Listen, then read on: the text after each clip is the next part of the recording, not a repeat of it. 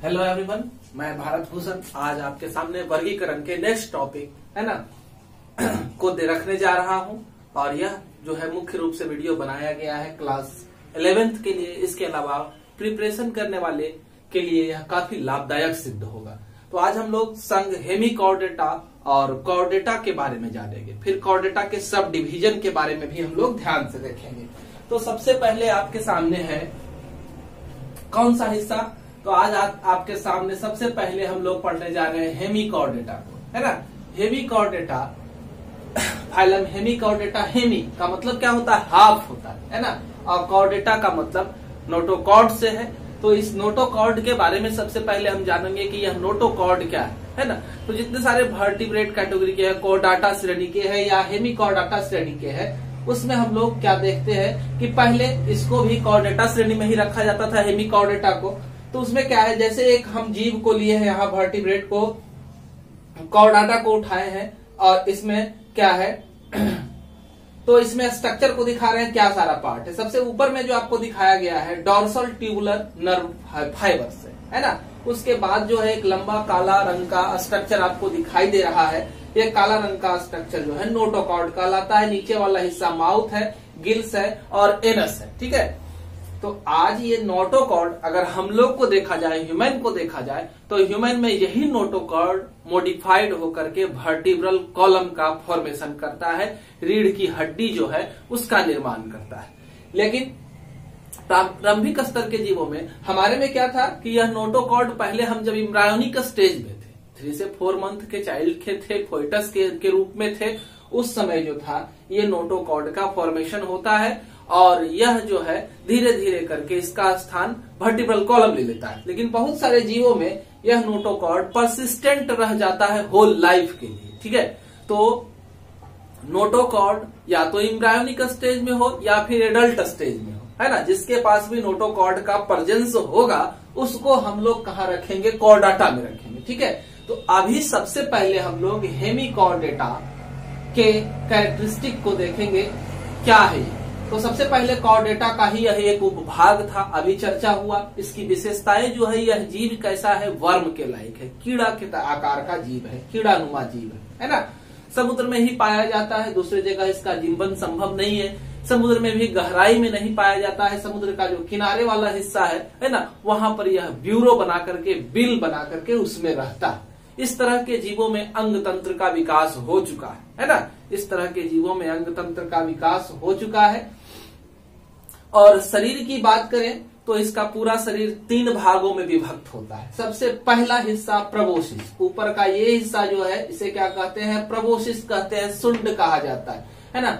ये वाला हिस्सा जो आप देख रहे हैं ये क्या कहलाता है? कॉलर कहलाता है। उसके बाद का नीचे से यहाँ तक का हिस्सा जो है वो क्या कहलाएगा? ट्रंक कहलाता है, धड़ कहलाता है, ठीक है।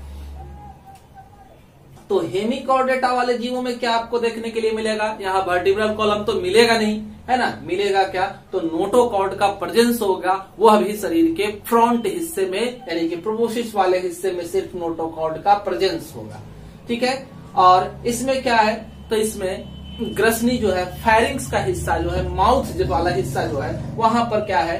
गिल स्लिट्स पाए जाते हैं। ब्रॉन्चियल क्षेत्र है ये, है ना, गिल स्लिट्स पाए जाते हैं। उसके बाद इसके डॉर्सल साइड, ये वाला हमारा क्या है? वेंट्रल है।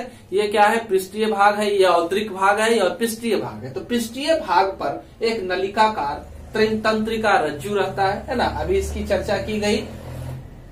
उसके बाद नलिकाकार ये तंत्रिका रज्जु है, ऊपर से जा रहा है। नोटोकॉर्ड के ऊपर जो प्रेजेंट है वो है हमारा डॉर्सल ट्यूबुलर नर्व कॉर्ड, ठीक है। इसके अलावा इसमें रक्त वाहिनी, ब्लड वास्कुलर सिस्टम तो प्रेजेंट होता है, लेकिन ब्लड का बहाव की बात की जाए तो नन कॉर्डेट में जैसे रक्त का बहाव होता है उसी तरह से होता है इसमें भी रक्त का बहाव, ठीक है।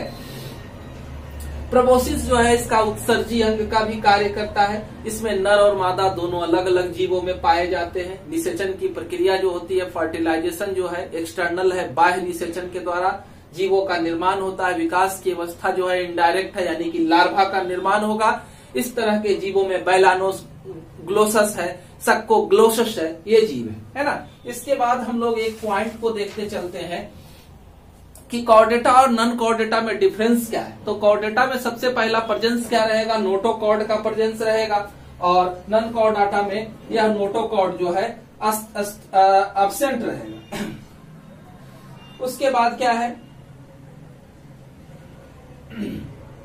हृदय जो है इसमें क्या रहेगा, जो कॉर्डेट है, कॉर्डेटा जो है ना, कॉर्डेटा वाला में क्या है, हृदय औद्रिक भाग में रहता है, और नॉन कॉर्डेटा वाला भाग में क्या रहता है, हृदय जो है डोर्सल साइड में रहता है। तो ये सब मुख्य डिफरेंस है ना इनके बीच में।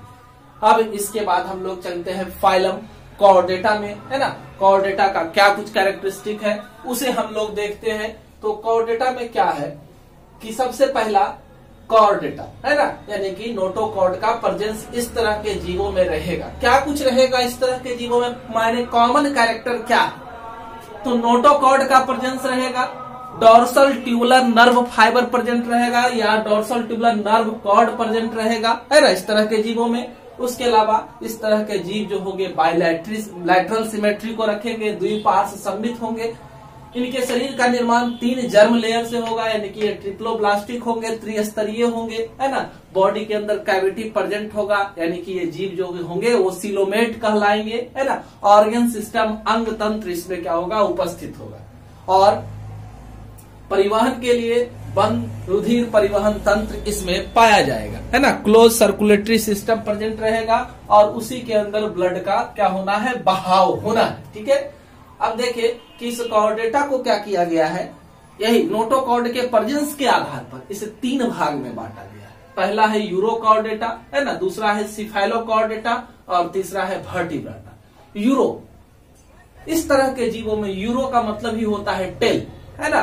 तो इस तरह के जीवों में नोटोकॉर्ड का प्रेजेंस कहाँ होगा, तो टेल रीजन में होगा। सिफेलोस, है ना, तो इस तरह के जीवों में सिफेलो, तो इस तरह के जीवों में सिफेलो का मतलब होता है हेड, हेड के रीजन में कॉर्डेटा यानी कि नोटोकॉर्ड का प्रेजेंस होगा, और वर्टिब्रेटा में होल बॉडी में नोटोकॉर्ड का प्रेजेंस होगा, है ना। इस तरह से इसको 3 उपसंघ सब फाइलम में डिवाइड किया गया है, किसको, कॉर्डेटा, ठीक है।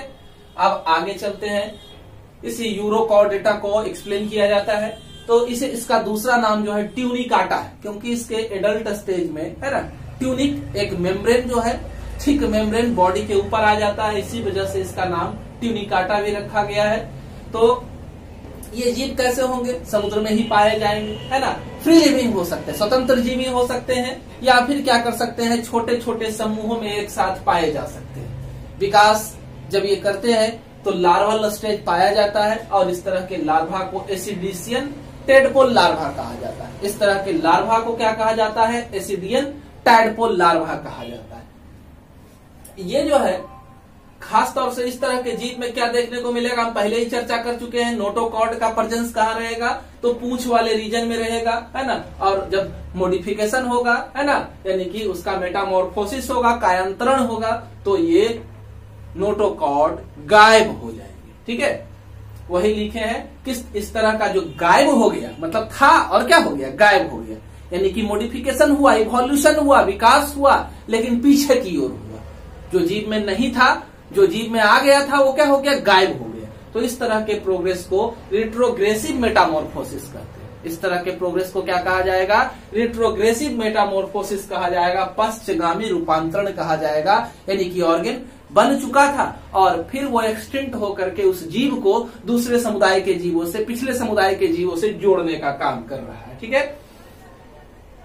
प्रौढ़ावस्था में यानी कि एडल्ट स्टेज में जब ये जीव बन जाते हैं तो वही लिखे हैं, इसके बॉडी के ऊपर एक आवरण रहता है ना, उसे टेस्ट कहा जाता है या ट्यूनिक कहा जाता है, या उस तरह के जो बना होता है या ट्यूनिसीन से बना होता है, इस वजह से इसका नाम इस तरह से रखा गया। वयस्क बॉडी जो है इस ऑर्गेनिज्म का कैसा हो सकता है, ट्यूबुलर हो सकता है, गोलाकार हो सकता है, या फिर क्या हो सकता है, अनियमित आकार का हो सकता है। इस तरह के जीवों में, है ना, फायरिंग्स रीजन में ढेर सारे गिल स्लिट्स पाए जाते हैं, श्वसन करते हैं इसी के द्वारा। ये इसमें क्या है कि एक ठोस गैंग्लियन होता है ना, एक ठोस गैंग्लियन होगा और इससे ढेर सारे तंत्रिका निकल करके शरीर के अन्य भागों में सूचनाओं के आदान प्रदान के लिए स्थानांतरित होगी, ठीक है। इस तरह के जीवों में कुछ जीवों का नाम आप याद रखें, जैसे ओकाइलो, प्लूरा है, साल्पा है, डोलिलम है, हर्डमानिया है, इस तरह के जीव है ना। पहले क्या करते थे, आज भी क्या होता है कि यूरोकॉर्डेटा और सिफेलोकॉर्डेटा को मिला करके कितना सारा बुक में एक ही साथ लिख दिया जाता है और इसे प्रोटोकॉर्डेटा स्पष्ट रूप से कहा जाता है, क्योंकि आगे के कैरेक्टर जो है काफी हद तक एक दूसरे से मिलते हैं, कुछ कैरेक्टर अलग होते हैं, इस वजह से इसका नाम क्या रखा जाता है, प्रोटोकॉर्डेटा, यूरोकॉर्डेटा और सिफेलोकॉर्डेटा को मिला करके। वीडियो पसंद आए लाइक बटन जरूर दबाएंगे, लगातार वीडियो के लिए हमारे चैनल को सब्सक्राइब करेंगे। धन्यवाद, हमसे जुड़े रहें।